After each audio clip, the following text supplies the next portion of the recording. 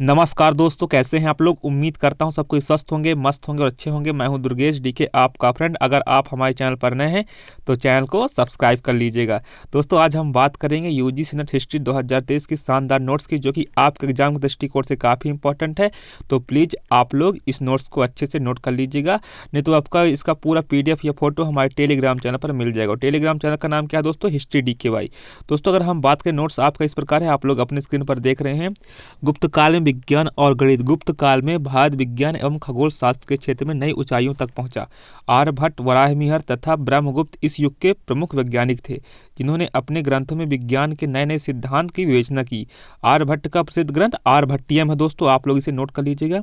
इसमें इन्होंने बताया है कि पृथ्वी गोल है। आर्यभट्ट बताते हैं पृथ्वी गोल है और अपनी धुरी पर घूमती है पृथ्वी, जिसके कारण सूर्य व चंद्र ग्रहण लगता है। जिसके कारण सूर्य और चंद्र ग्रहण लगता है। आर्यभट्ट विश्व के पहले व्यक्ति थे जिन्होंने यह स्थापित किया कि पृथ्वी गोल है। आर्यभट्ट विश्व के पहले व्यक्ति थे जिन्होंने सबसे पहले बताया कि पृथ्वी गोल है। दोस्तों, कौन बताते हैं? आर्यभट्ट जी बताते हैं पृथ्वी गोल है। और आर्यभट्ट के प्रसिद्ध पुस्तक क्या है? आर्यभट्टियम।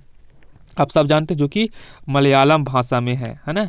जो आर्यभट्टियम है वो मलयालम भाषा में है। आप सब जानते हैं आर्यभट्ट विश्व के पहले व्यक्ति थे जिन्होंने यह स्थापित किया कि पृथ्वी गोल है। कौन बताते हैं? हमारे आर्यभट्ट जी बताते हैं।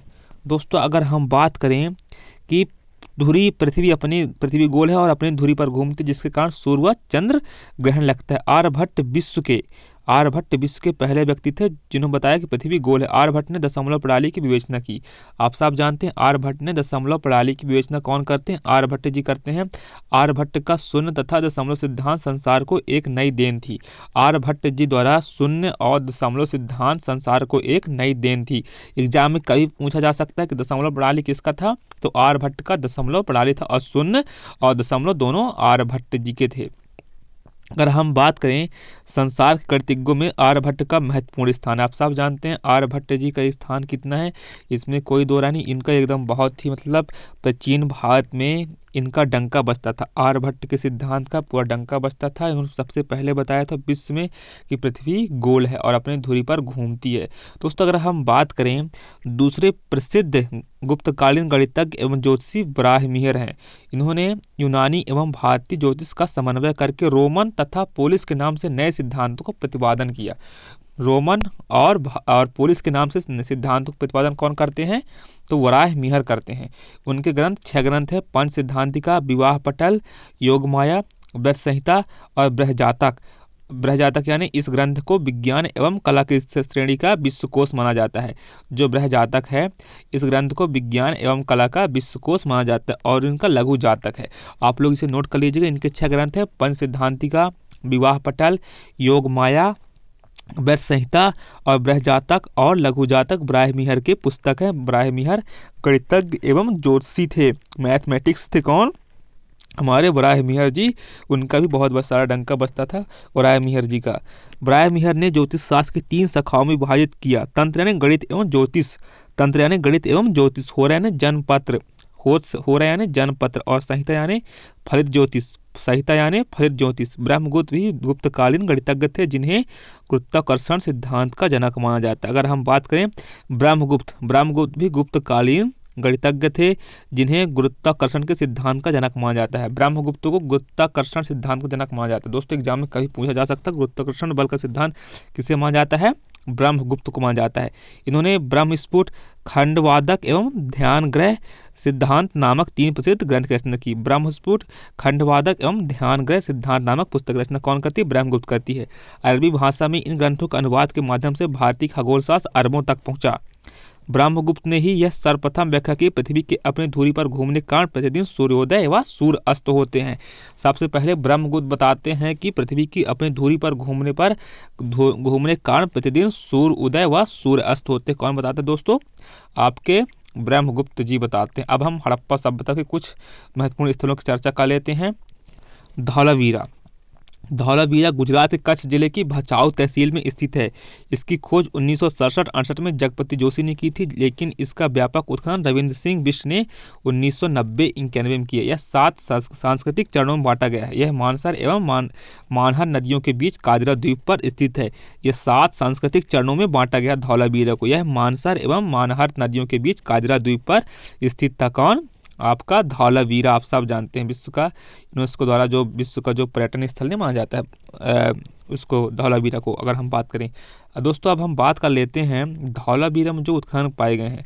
धौलावीरा सफ़ेद कुआं, बीरक कुआं, आयताकार नगर कहलाता है। धौलावीरा जो है दोस्तों वह सफ़ेद कुआं, बीरक कुआं, आयताकार नगर कहलाता है। कौन? धौलावीरा कहलाता है। दोस्तों अगर हम बात करें धौलावीरा की रक्षा प्राचीर पत्थर से निर्मित थी। जो धौलावीरा की जो दीवार थी रक्षा प्राचीर पत्थर से निर्मित थी। कौन? धौलावीरा की।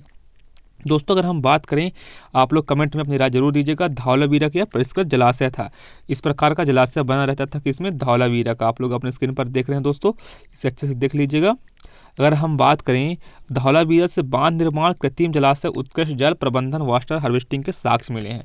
धौलावीरा से बांध निर्माण या कृत्रिम जलाशय, उत्कृष्ट जल प्रबंधन, वाटर हार्वेस्टिंग के साक्ष्य कहाँ से मिलते हैं दोस्तों? धौलावीरा से मिलते हैं। आप लोग इसे अच्छे से नोट कर लीजिएगा। मैं उम्मीद करता हूँ वीडियो आपको पसंद आ रही होगी। दोस्तों अगर हम बात करें धौलावीरा से बांध निर्माण और कृत्रिम जलाशय, उत्कृष्ट जल प्रबंधन, वाटर हार्वेस्टिंग के साक्ष्य मिलते हैं। आप सब जानते हैं क्योंकि ये जो वाटर हार्वेस्टिंग के साक्ष्य तो उनको जो जल संसाधन उस समय पर्याप्त माना जाता है। कहाँ? हड़प्पा सभ्यता में जल संसाधन का पर्याप्त साधन माना जाता है। तो आप लोग यहाँ तक इसे अच्छे से देख लिए होंगे। अगर हम बात करें धौलावीरा का प्राचीनतम काल, सबसे बड़ा बंदरगाह धौलावीरा से मिला है। धौलावीरा का सबसे प्राचीनतम काल का सबसे बड़ा बंदरगाह धौलावीरा से मिलता है। सबसे बड़ा बंदरगाह धौलावीरा से ही मिलता है दोस्तों, आप सब जानते हैं धौलावीरा से।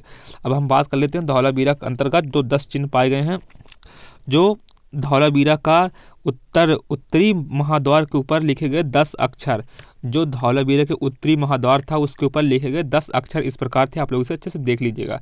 दोस्तों अगर हम बात करें धौलावीरा जहां अन्य हड़प्पा कालीन नगर 2 भाग किलोम तथा निचले नगर में विभाजित है, वहीं धौलावीरा 3 भागों में विभाजित है। इनमें से 2 भाग आयताकार दुर्गबंदी में पूरी तरह सुरक्षित थे। ऐसी दुर्गबंदी या नगर योजना अन्य हड़प्पा कालीन नगरों में देखने को नहीं मिलती है। शासक वर्ग एवं अधिकारी मध्यमा नगर में निवास करते थे। जो शासक और अधिकारी मध्यमा नगर में निवास करते थे। आप सब जानते हैं दोस्तों, जहां अन्य हड़प्पाकालीन नगर 2 भागों में या निचले नगरों में विभाजित थे, वहीं धौलावीरा 3 भागों में विभाजित है। इनमें 2 भाग आयताकार दुर्गबंदी में पूरी तरह सुरक्षित थे। ऐसी दुर्गबंदी नगर योजना या अन्य हड़प्पाकालीन नगरों में देखने को मिलता है। धौलावीरा जुलाई 2021 में धौलावीरा को यूनेस्को द्वारा भारत का 40वां विश्व विरासत स्थल घोषित किया गया है। दोस्तों आप लोग इसे अच्छे से नोट कर लीजिएगा, एग्जाम में पूछा जा सकता है 40वां विश्व विरासत स्थल किसे घोषित किया गया था? तो धौलावीरा किया गया था। दोस्तों उम्मीद करता हूँ वीडियो आपको पसंद आई होगी। थोड़ा स्वास्थ्य गड़बड़ है हमारा, इसलिए वॉइस में थोड़ा प्रॉब्लम जाएगा, लेकिन आप लोग एक फ्रेंड के नाते इसमें कोई धन्यवाद दोस्तों। टेक केयर, जय हिंद, जय भारत।